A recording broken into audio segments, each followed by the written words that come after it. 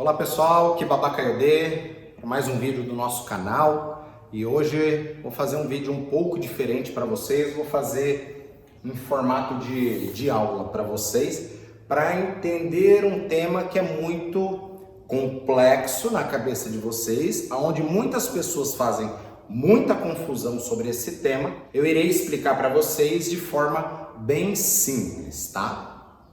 Quando nós pensamos nos orixás, imaginamos uma emanação das forças de Olodumare, de Deus, o Criador de todas as coisas. Porém, esta força ela não é humanoide, não tem um formato de ser vivente na Terra, porque é uma força. Oxum, por exemplo, é o espírito da água. Então nós precisamos de Oxum. Nós precisamos beber água, nós precisamos tomar banho, nós utilizamos a água para tudo. Sem água, a nossa vida está comprometida sobre a terra. Estou dando um exemplo simplesmente de Oxum. Quando nós pegamos esta força e personificamos ela como uma divindade, um orixá vivente, que viveu nas terras iorubás, vamos pegar aqui como exemplo o orixá Oxum. E vamos pegar aqui como exemplo a Ana. Quando nós personificamos o orixá como um ser vivente, ele teve uma experiência sobre a terra e essas experiências serviram para nós como manual de instrução. Os erros, os acertos daquele orixá, nós como devotos dos orixás, nós temos que aprender sobre o nosso orixá para saber onde nós estamos errando e onde nós estamos acertando. Então, digamos que Oxum, do seu nascimento, 0 anos de vida, até os seus 60 anos de vida, por exemplo, e Ana, dos seus 0 anos de vida até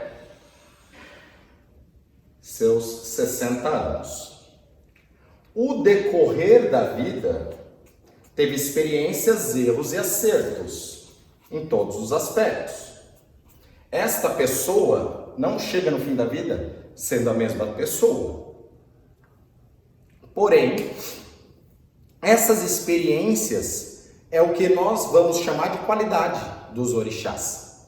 Digamos que Oxum aqui, quando ela estava com 30 anos de idade, ela era guerreira, estava no seu auge, aqui ela era chamada Opará.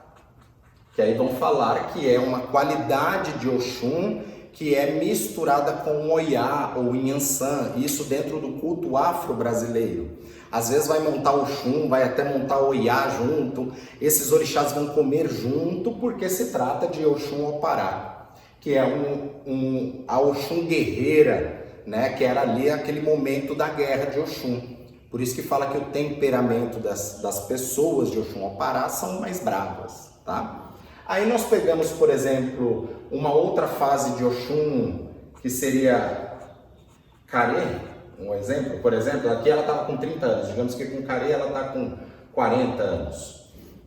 Aqui ela já teve mais sabedoria. Ela viu que ela errou aqui, às vezes brigar não dava certo, a luta ela não queria mais lutar daquela forma, e aqui ela usou mais o seu charme, o seu lado mulher, os filhos, enfim, isso é a qualidade dos orixás, o decorrer da vida do orixá. Quando você se inicia em um orixá, você se inicia nesta energia total, então você tem que usufruir de tudo isso que é o seu orixá. Porém, aqueles que cultuam o orixá pela qualidade, isto é apenas para sinalizar o ponto de erro ou acerto maior que você está na sua vida. Você entender o seu orixá é você entender você. A mesma coisa a Ana aqui. Ela começou de um jeito com 0 anos e termina com 60 anos. Aqui ela casou, aqui ela teve filhos, aqui ela ou separou ou ela continuou a família. São as experiências, a qualidade dos orixás são as experiências que os orixás deixaram para nós, seres humanos, como referência para cartilha, erros e acertos. Espero que vocês tenham entendido um pouco mais sobre essa questão de qualidade de orixá. Tentei explicar para vocês de uma forma simples, usando a nossa vida, mas muitas vezes o orixá é uma coisa que não tem como você explicar. É uma energia. Isso não cabe dentro da nossa cabeça, é aquilo que a gente sente, é a força da natureza. Alguns sabem do que eu estou falando, de já ter sentido este axé, e outros espero que vocês sintam isso um dia. Axé. Elamoboru, elamoboye, elamoboyoboxixé. Axé.